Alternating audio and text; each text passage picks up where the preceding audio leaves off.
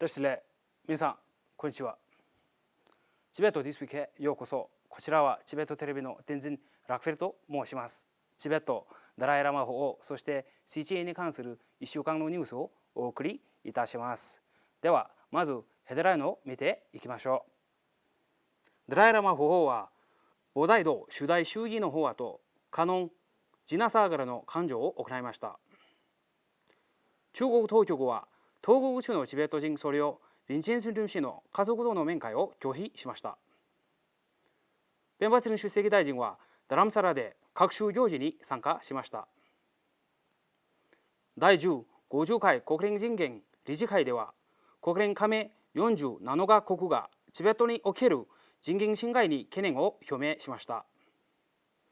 チベット事務局ブラッセルの陸人権官代表は、欧州議会チベットインタラストグループ TGI 会長と会談しました。日本の有谷代表は参議院会館にて記者会見を行い、中国の人権侵害に対する非難決議が解決されなかったことに遺憾の意を表明しました。チベット事務局ワシントン DC は、共産主義犠牲者記念財団の国際献花式に参加しました。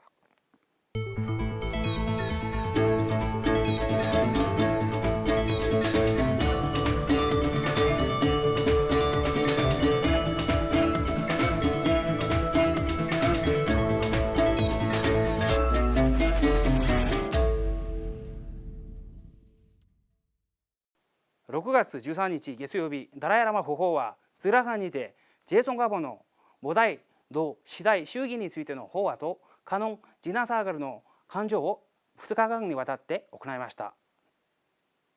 これはチベット仏教カルマゲル派の第12代ゲル・ワジラダラ・ジャムグン・ケンティン対ツトゥ法皇の要請に応じて行われたものです。ダライラマ法皇は、もし自分がチベットにとどまっていたなら、このように亡命生活の中であらゆる分野の人たちと出会えることもなく、世界に対する理解を深め広げていくこともできなかったことでしょうと述べられました。また6月15日、ケンティン対ツトゥリンポーチェはダラムサラの勧進議所にある中央チベット政権の新しいチベット博物館を訪問し祝福しました。中国当局に投獄されているチベット人僧侶のリンチェンスルン氏は、家族との面会を拒否され、いわゆる愛国教育や過酷な強制労働を期されていることが分かりました。報道によりますと、彼は家族とのただ10分間の電話会談が許可されてくらいで、家族との面会を求めても拒否されているそうです。南京総院の僧侶であるリンチェンスルン氏は当初、アバ公安局の中国当局によって逮捕されました。中国は彼がソーシャルメディア上で政治活動に参加したことを非難しました。2年間の隔離拘束の後、秘密裁判によって4年半の刑が下されたことです。現在のところ、彼は生徒近郊の名誉刑務所に収監されているとの情報以外には詳しいことは分かっていません。この刑務所はチベット東部で中国政府に異議を唱えるチベット人を投獄していることで知られています。2020年5月にはチベット人僧侶で元政治犯のチュギ氏が名誉刑務所から早期に釈放された後死亡しました。南インドのチベット人居住区への公式訪問を終えたペンバツリン出席大臣は先週、ダラムサラでさまざまな行事に出席しました。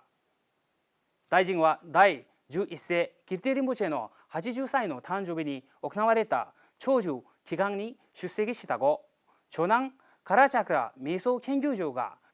6月15日水曜日、出席大臣は亡命チベット政権における能力開発と維持可能性への取り組みの発足会に出席しました。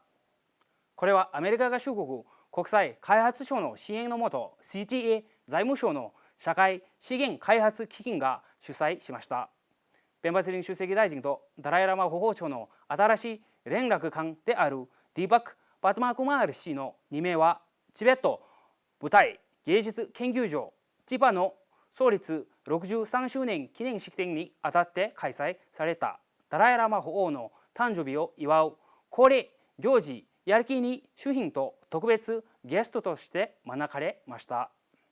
第50回国連人権理事会において47の国連加盟国がチベットの人権侵害に深刻な懸念を抱いていることを発表しました。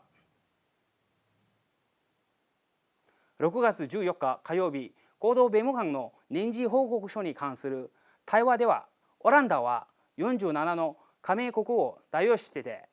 複数国による共同声明を発表し、特にチベット、東トルキスタン、香港における中国の組織的な人権侵害を強調しました。40人以上の国連専門家グループは、今回の国連人権理事会に先立って共同報道声明を発表し、中国に対して具体的かつ組織的な人権侵害に対処し、独立した専門家による自由なアクセスを認めるように求めました。また、専門家たちは国連合同弁務官ミシェル・バチェル氏の最近の訪中については、チベット、東トルキスタン、香港における人権侵害状況に対する評価を完全なものにするという緊急に必要な事項を満たすものではなかったと強調しました。チベット事務局ブラッセルの人権監代表は6月14日火曜日、欧州議会チベットインタレストグループ TGI 会長のミクラス・ペクサー議員を訪問しました。現監代表はペクサー氏との会談に感謝し、欧州議会におけるチベットインタレストグループ TIG を率いる彼の献身的な努力に謝意を表しました。また、チベットに関するさまざまな最新情報をペクサー議員に報告もしました。6月15日水曜日、ダライ・ラマ法王日本代表部事務所のアリア・サワンゲルボ代表は、日本の参議院議員会館にて記者会見を催しました。アリア代表は、先の衆議院による中国の人権侵害に対する非難決議は国際社会から非常に高い評価を受け、共産主義政権の抑圧に苦しむ人たちに大きな希望を与えたのみならず、中国の指導部に対して世界は見ているという正しいメッセージを送ることができていたと述べ、司法案が参議院で可決されなかったことについて、この記者会見は自由インド太平洋連盟がコーディネートし、元日本チベット議員連盟事務局長の長尾隆氏と評論家の三浦幸太郎氏が主催を務めました。6月10日金曜日、チベット事務局ワシントン DC は、共産主義犠牲者記念財団が主催する第15回国際献花式に参加しました。この式典には、チベット事務局ワシントン DC の天神ナクワ氏と中国連絡官のツルジンギャス氏、インターナショナルキャンペーンフォーチベット理事のプジョン・ツィリン氏らが参加しました。毎年6月には大使館、